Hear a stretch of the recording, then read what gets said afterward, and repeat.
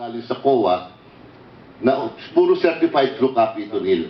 At ito naman yung salaysay ni Mina Nieva na sinasabi niyang, I vehemently deny all these allegations of Ms. Napoles inasmuch as I do not know Congressman Amado S. Bagaching.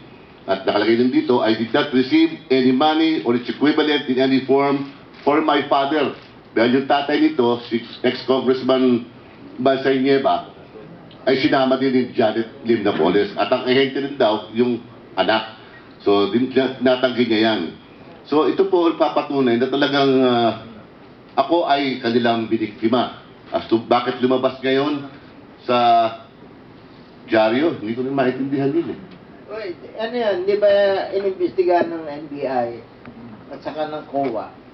The fact that it was filed, ibig sabihin, the NBI and COA found probable cause.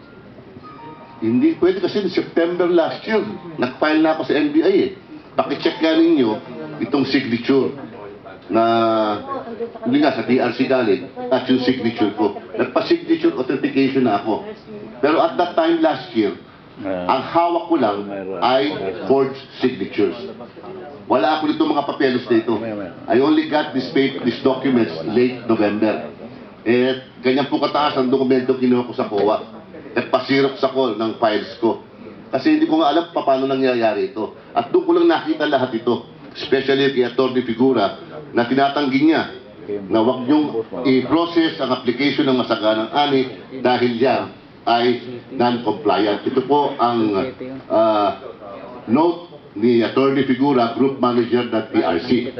At sinasabing, bakit Xerox ang endorsement ni Bagaching sa inyo? Sino ba ang behind sa mataganang ani? Is that one of the NGOs ni Janet? Yes, ang alam ko, yan daw ang NGO ni Napoles. Automatic yun. Pag nakipag-deal ka sa kanyang NGO, kasama ka lang. Hindi naman ako nakipag-deal sa NGO niya eh. Yung mga ablong ko dyan, hindi ko sila kilala, hindi ako nakipag-deal, wala akong ginagawang endorsement, at lahat ng dokumento, puro ginawa nila. Bigyan na kayo ng kopya mamaya at makita nyo, iba-iba ang mga firma. Itong si Marina Sula, yun ang presidente ng Masaganang Ani. So, One of the whistleblowers yan. sila, whistleblower sila.